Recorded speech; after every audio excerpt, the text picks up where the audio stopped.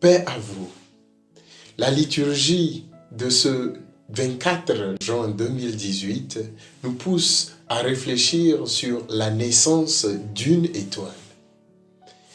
Le proverbe africain le dit bien, celui qui veut du miel doit avoir le courage d'affronter les abeilles.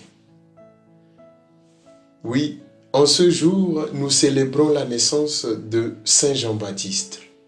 Toute mort, comme toute vie, est un miracle de Dieu. Toute vie est spéciale, elle laisse les gens bouche bée, comme pour la naissance de Jean-Baptiste ou de Jésus. À Isaïe de nous rappeler, j'étais encore dans le sein maternel quand le Seigneur m'a appelé.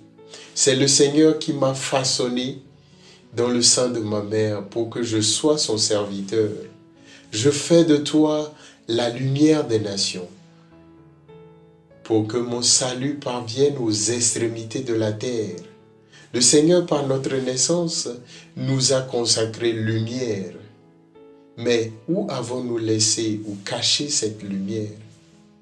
Tu entends souvent que tu es né pour briller, pour grandir. Mais est-ce que tu crois en cela? Après plus de 5 ans, 10 ans à chercher un boulot, un mari ou une femme dans ta vie, c'est normal que tu es désespéré. Tu as en effet laissé ton étoile pâlir ou tu as laissé la poussière recouvrir ton étoile ou la lumière qui est en toi. Que Dieu t'a donné.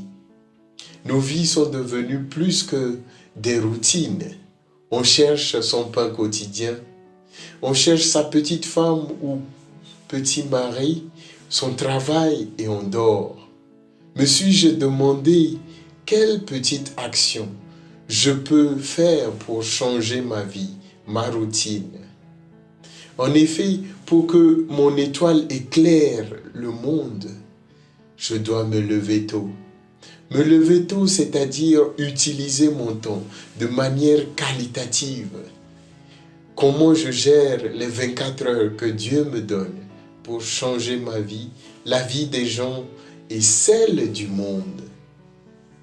Passer au moins 5 à 10 minutes de réflexion ou de méditation chaque matin sur sa propre vie. Lire au moins 30 minutes par jour des ouvrages qui nous aident à booster notre confiance. Enfin, un des grands changements de notre vie, c'est entrer en combat.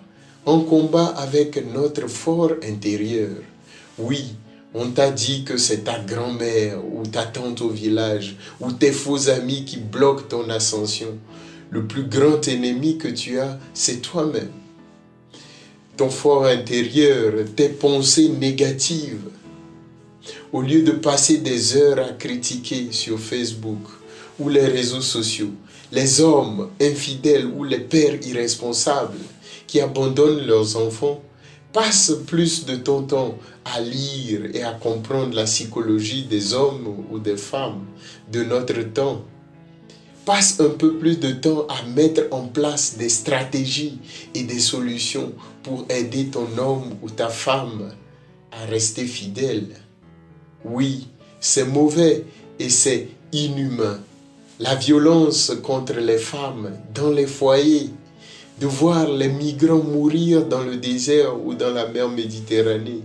C'est triste de voir nos gouvernements qui traînent à changer et à offrir des emplois aux jeunes.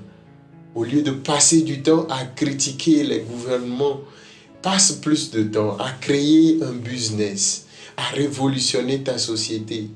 Changeons nos négativités en positivité, nos pessimismes en optimisme, nos critiques en action. Et nous verrons notre étoile briller. Ton étoile, peut-être, c'est d'être la femme qui a aidé son mari à être fidèle ou un père responsable. Ton étoile, c'est d'être l'espoir pour tous ces jeunes qui cherchent un boulot. Sors de ta zone de confort. Sinon, tu continueras d'être celui que tu es depuis longtemps. car il n'y a pas deux façons de partager la lumière en nous.